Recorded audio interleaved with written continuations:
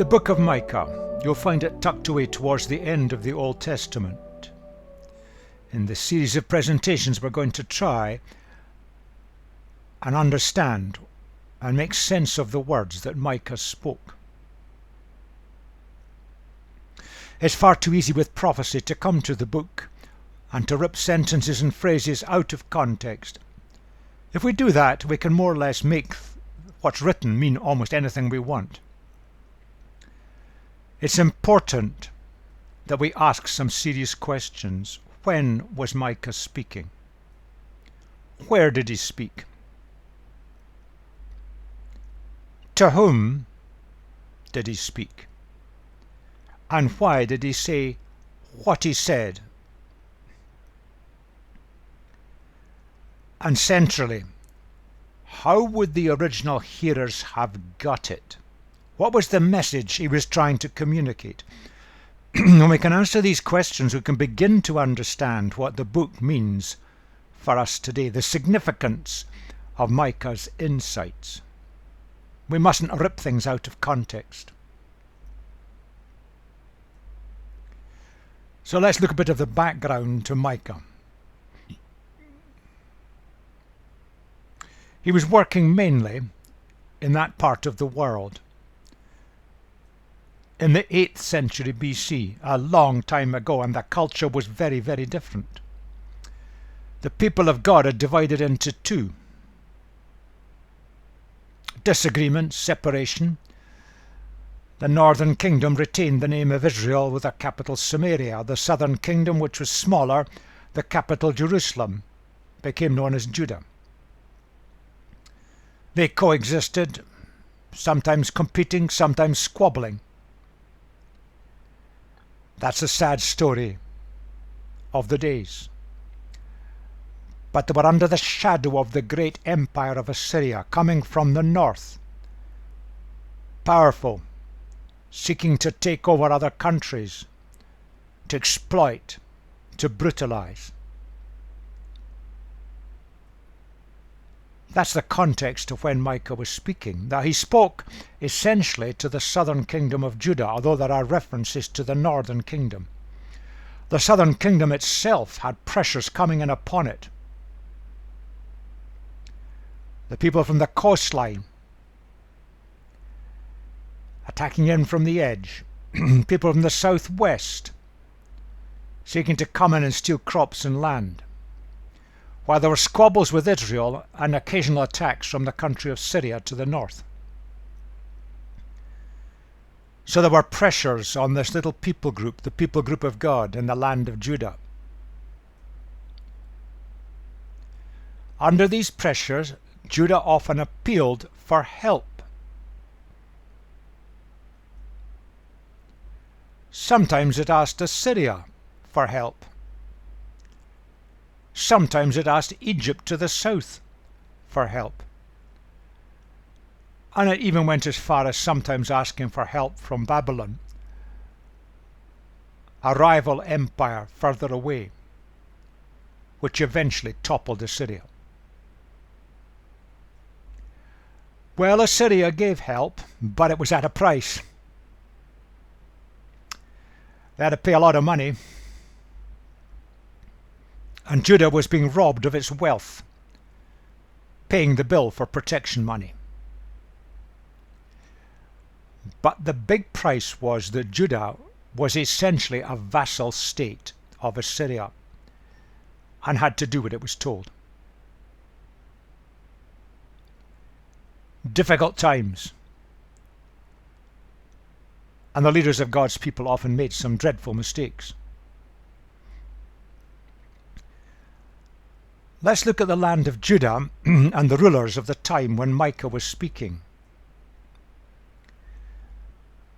King Uzziah, sometimes known as Azariah, had a long reign, and during that time the Assyrian Empire was not so strong. So there was a fair amount of peace. There was peace in the land, and Uzziah was able to take back some of the territory that he'd lost, or had been lost in the past. His son Jotham continued on, another good king. But Assyria was beginning to to flex its muscles again. A new ruler had taken over and took the name Tiglath-Pileser III. The Bible refers to him as Pul, his original name. A warrior king. During the time of King Ahaz, a weak king, Assyria was gaining power, and Ahaz negotiated with Assyria, but he lost some independence and he lost some freedom, becoming a vassal state. During that time, the northern kingdom fell, and Samaria, the capital, fell into the hands of the Assyrians in 722. Policy of the Assyrians was to take people away from land and break up people groups. So there's deportation. King Hezekiah was a great king, a good man.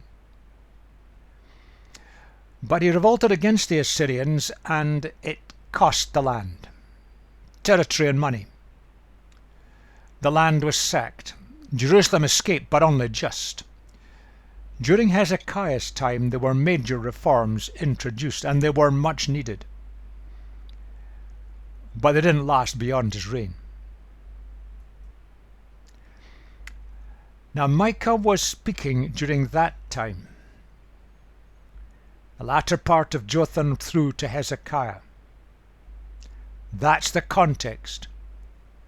A land under pressure, the Assyrians causing problems, but a land that had problems.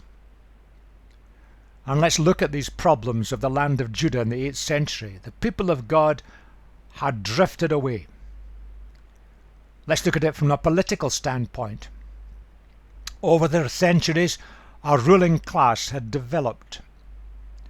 Kings, advisors, rulers, powerful people, and they became increasingly selfish and materialistic.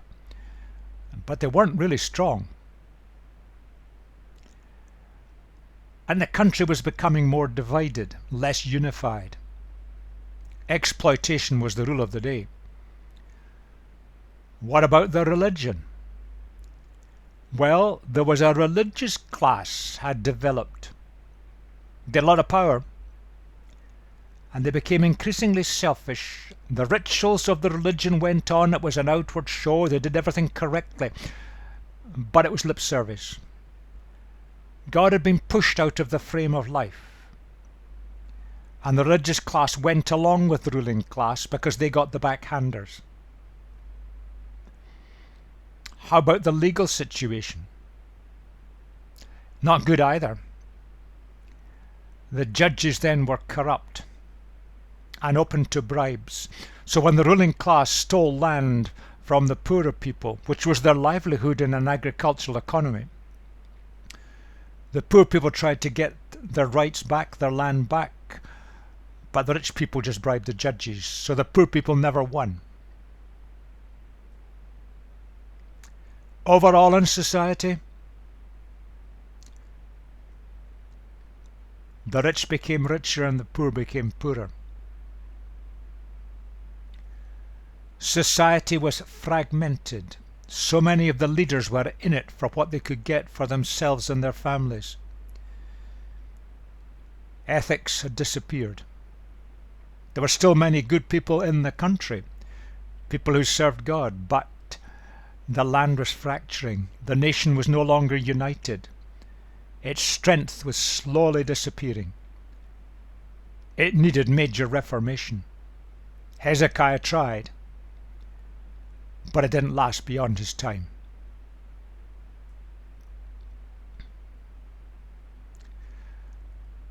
And at the same time, the nation was weakening, but the Assyrian Empire was threatening.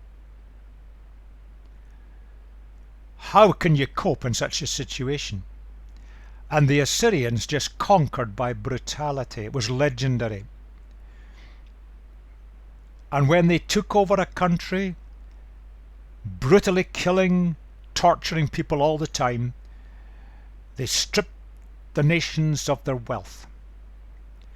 And to stop any retaliation afterwards, they just moved population groups around, making them march hundreds of miles, and settled them in different areas to mix people groups up and weaken any resistance. That's how the Assyrian Empire worked. They had many good features. They'd come from a highly cultured background. They made enormous achievements. But they drifted over the centuries into brutality, violence for the sake of violence. And Judah was faced with that. Now we can ask, why did these things happen? And we can look at this from several levels. Assyria marched south, taking over countries, and it took over the land of Israel, the northern kingdom, capturing the city of Samaria, stripping it of its wealth, starting deportation. They trampled through the land of Judah. They surrounded Jerusalem. It was besieged. But King Hezekiah went into the temple and asked for God's help. Something happened to the Assyrian army, maybe the outbreak of a disease amongst the men. But they never took the city, and the Assyrian army went back to their land. But they left behind the land of Judah, which was in a right mess.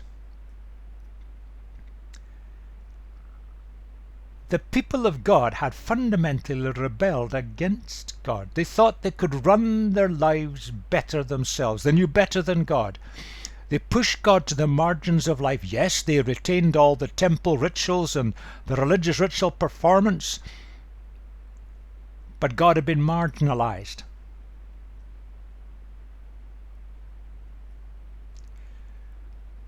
The leadership had become utterly corrupted. Now these two things are connected, because when we live our lives with God at the center of the frame, it puts ourselves into a kind of perspective, and it tends to reduce the possibility of corruption. The religious system was just compliant to the corrupted political leadership, and the legal system went along with it. They were all in each other's pockets. They were in it for themselves, the in-class, the ruling group. But the poor people, the ordinary people, the majority, they got a raw deal. And society was uneasy. It was fractured, divided, weakened, unable to cope with the threat of a powerful neighbour. Micah speaks of God's judgment. Now the problem is in English, as soon as you mention the word judgment, it comes up with an idea which is fairly negative. In the original language and thought forms of the languages of the Bible, the word doesn't carry that negative overtone that it carries in modern English. The word often carries the idea of God coming to put things right. Now if you think about it in a law court in the West today, in a deep sense, the judgment made by jury or a judge is seeking to put a wrong right in some way. That's a deeper meaning behind whatever the pronouncement is made. But judgment is a positive idea. It stems from that. Our actions have consequences. If we push God to the margins of life, then we've pushed God out of our lives. We've moved away from His protection and His guidance and His direction. Things start to fall apart. We're unprotected. Actions have consequences. Yes, they do remove God's protection. By our choice. If you like, we've moved out of the umbrella of God's protection. We think we can do things better ourselves. We can take our own decisions. And in that context, judgment is God coming to put things right when we make a complete mess of it. God made us. God knows the best way to make our lives fulfilled, rich and happy. He's given us these directions. He gave them to the people of God, the nation of Israel at the time, now left as the nation of Judah. But they chose not to go that way. And they missed out. They lost out. And the nation was fractured, weakened, unable to survive. open to the threat of Assyria and later Babylon. God wants to put things right. He wants the best for us all the time. That's the positive side of judgment. But it requires us to be willing. We know a little bit about Micah. He came from southwest Judah. He did most of his speaking in the capital city of Jerusalem. And he overlapped with Isaiah, the great prophet, with the long book in the Old Testament. And there's common ground between the two of them. Micah's words did have some impact. Here's a comment looking back from the prophet Jeremiah, who lived later.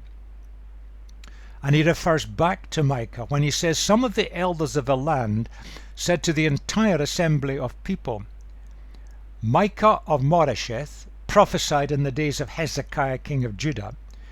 He told all the people of Judah, this is what the Lord Almighty says, Zion will be plowed like a field." That's the holy city of God. "Jerusalem will become a heap of rubble," the capital city. "The Temple Hill, a mound overgrown with thickets." Quoted from Micah chapter 3. Micah predicted the fall of Jerusalem, that they were facing problems. Then the comment, "Did not Hezekiah fear the Lord and seek his favor?" King Hezekiah was a good king. His father was weak, his son was evil, but Hezekiah was a good king. He did fear the Lord. He listened to the words of Micah, he listened to the words of Isaiah, and he did seek God's favor. He sought God's directions, and he did start some reforms in the land. So Micah was listened to, certainly, by Hezekiah, but it didn't last. Looking at the main ideas that Micah came across with, he recognized that there were two major forces. There was this ever-present menace of Assyria hovering to the north, all-powerful, violent, brittle. And when Assyria took over, it stripped the land of wealth. But the thought of Assyria left the people with hopelessness and fear. How can we survive against this mob? But there was a second major force. Micah saw this clearly. It was internal. In the land of Judah there were social, economic, and legal abuses of power. Oh, how often this happens, and it happens today. The ruling classes, political, religious, legal, in it for what they could get for themselves. And that left the land and the people in impoverishment and suffering. The whole social fabric was being weakened. The land was ready, as it were, to implode, fall apart. Couldn't survive.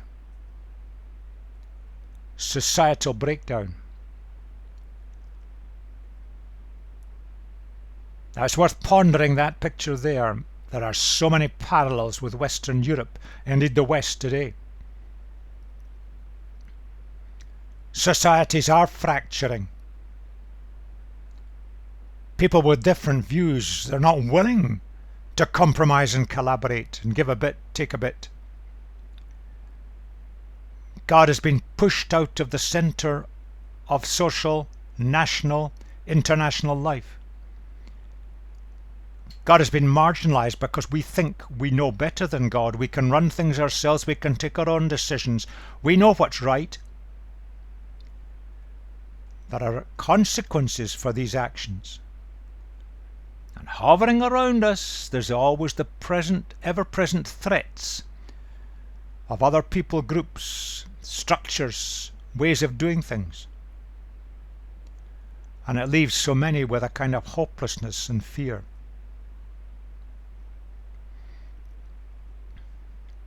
Let's look at some of the issues that Micah addressed. And just a very quick comment on the kind of thing he was saying. So often we present God as a kind of benevolent sugar daddy in the sky. And we forget that God is the God who is perfect and who has ethical and moral standards. Micah stressed that. God knows the best way for us. Yes, he's all-powerful and he's all-loving. But there are things that are good for humanity and things that are bad.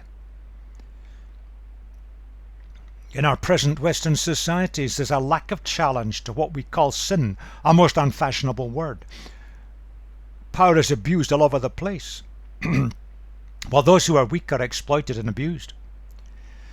Micah's message was, face up to the reality. Put your house in order. In the days of Micah, many of the leaders looked back to the time when they'd been released from Egypt, from slavery there. God had brought them through. God would protect them, and they thought that God would protect them no matter what they did. And they forgot. Obedience brings blessing. Because when we're obedient to God's ways, we're living life to the best, the way he intended it to be. When we choose not to do that, it's like a curse descending upon us. Life starts to fall apart. And these people in the days of Micah were thinking, well, we're the people of God. It's a guarantee. God won't let his city, the city of Jerusalem, the temple, fall. Micah said it would fall. And indeed it did. You see, God's promise of protection means that we've got to remain under God's protection, under the umbrella of God's protection, if you like. And we choose to move out with it by doing things our own way, we lose out. And the religious leadership in the days of Micah were leading the people astray. Perform the religion correctly, the way we say, everything's okay. No reality, no ethics, no morality. But Micah could look beyond that, and he could see the promise of a new leadership that would come. And there's a beginning of the concept of a Messiah, a sent one of God, to provide that new leadership. That's beginning to emerge in the prophecies of Micah.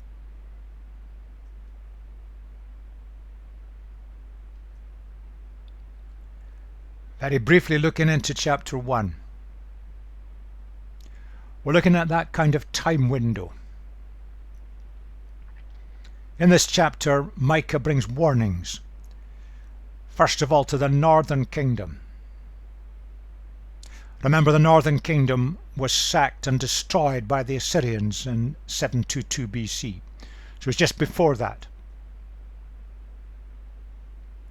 And Micah shows that the northern kingdom is heading for destruction and exile, the policy of the Assyrians, deportation.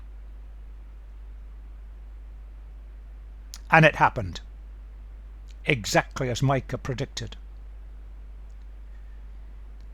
The southern kingdom,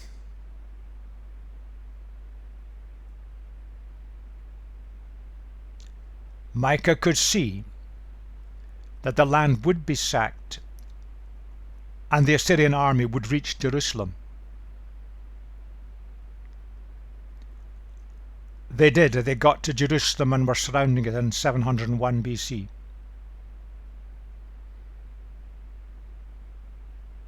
That's the picture Micah is painting. The consequences for the actions of the northern kingdom and the southern kingdom. He says, therefore I will make Samaria, capital of the north, a heap of rubble, a place for planting vineyards. I will pour her stones into the valley and lay bare her foundations. All her idols will be broken to pieces, all her temple gifts will be burned with fire. I will destroy all her images, since she gathered her gifts from the wages of prostitutes. As the wages of prostitutes they will again be used. A very precise insight, which turned out to be fulfilled exactly, as we'll see in a moment. What happened? The land had moved into gross evil and sin, rebellion against God. God had been squeezed to the margin. Indeed, God had been more or less squeezed out of the land. And the great warrior King Sargon of Assyria moved south. He overran the kingdom, sacking town after town, wreaking havoc on the people, torture and death. He took the capital city, and the entire religious cult, an evil cult that had grown up there, was destroyed.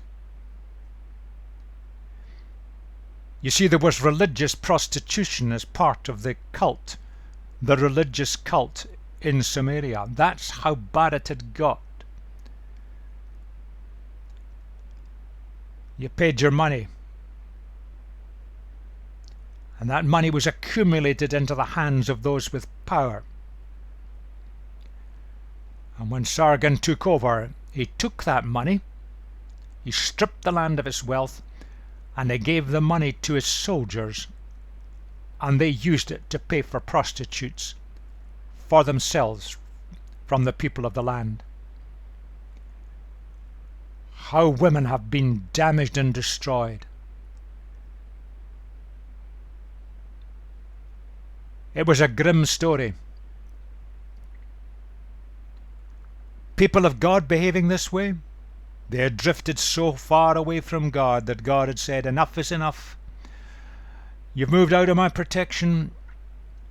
It's up to you now. Actions have consequences, and the consequences under King Sargon and his army were horrendous. But Micah goes on, for Samaria's plague is incurable. It has spread to Judah, from the northern kingdom to the south. It has reached the very gate of my people, even to Jerusalem itself. The corruption, the evil, the selfishness was so strongly infiltrating the people of the south. And Micah speaks of the army moving south. He gives a list of the towns that were going to be attacked and looted and destroyed. History shows it was right. The corruption had gripped the people of God in the south as well.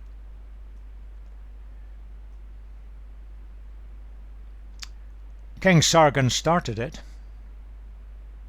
Overlapping with his campaign in the north, he was moving south.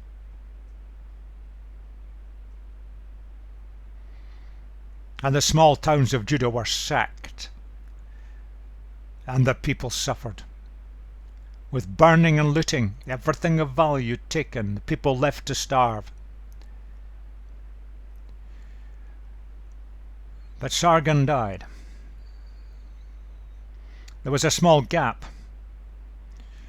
until his son King Sennacherib, great warrior king, took over, consolidated his position.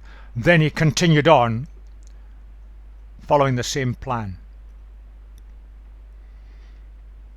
So he completed the process of destroying Judah.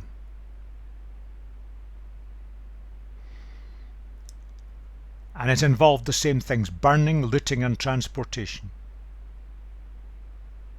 The nation was so weak. It had moved away from God's protection. It lost out. Actions have consequences.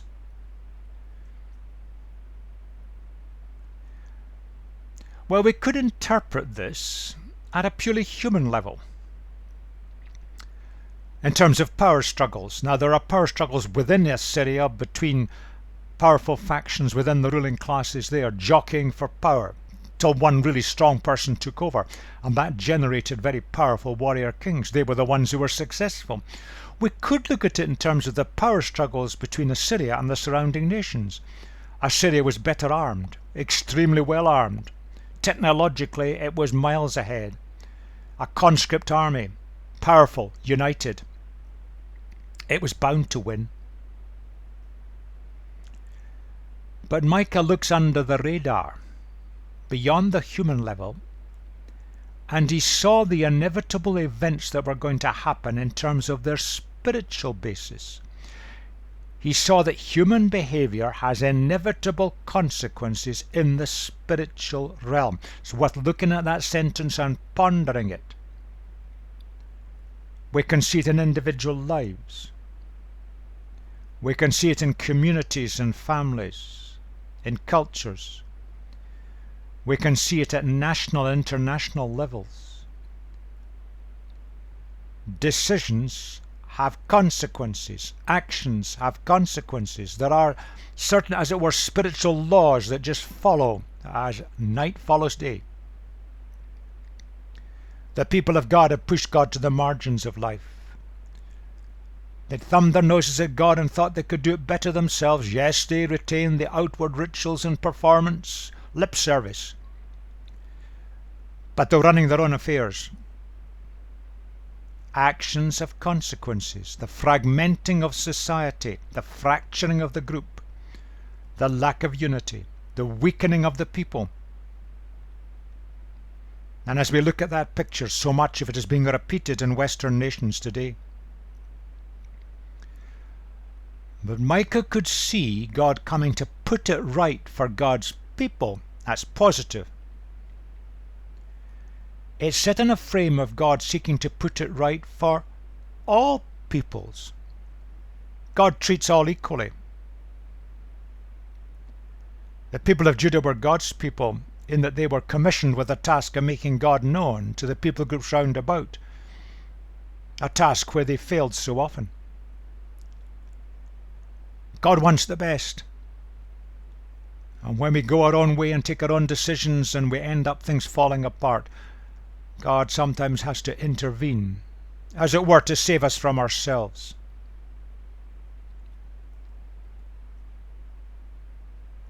There was rebellion. Stemmed from the top, politically, religious and legal. So often does. Rebellion against God ways we know better. We can pass the laws to suit ourselves. We can decide. God pushed to the margins, and the people lost God's leadership. They lost God's protection. That's how Micah saw it. There are deep principles that Micah, and we're going to touch upon these in this series.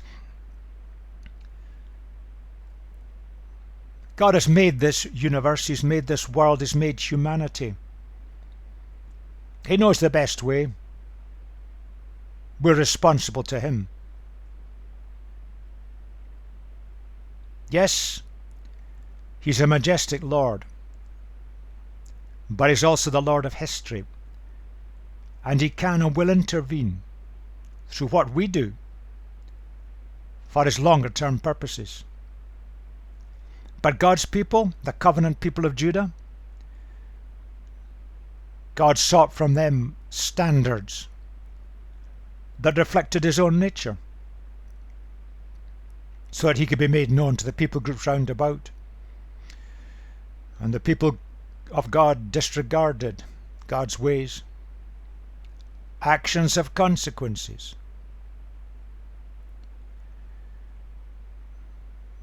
Consequences which are ethical, the way we treat each other.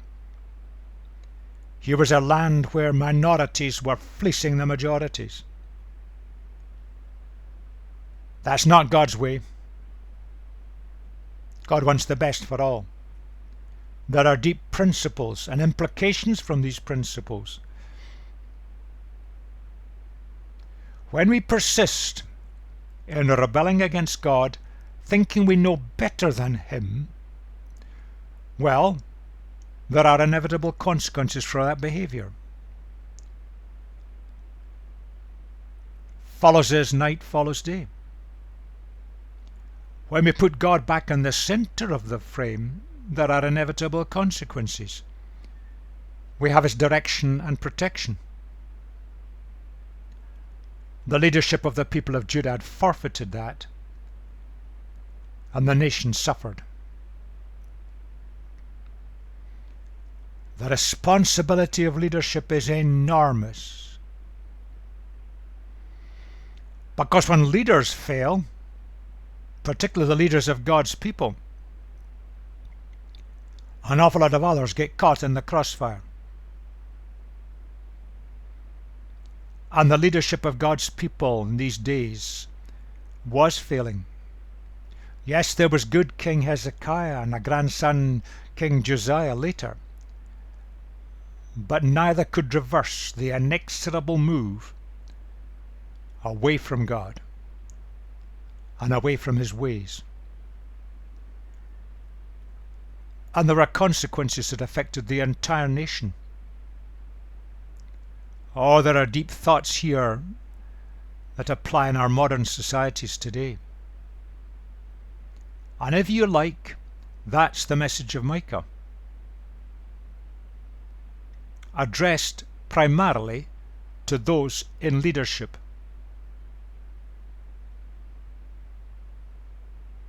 We need to put our house in order, and that means we bring God back to the center of the frame. Too often we make our plans and ask God to rubber stamp them.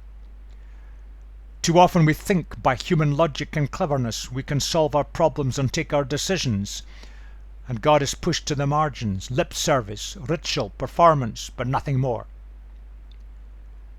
We need to put our house in order. That was Micah's message to the leadership of the people of God in the 8th century. And there are deep implications for us today.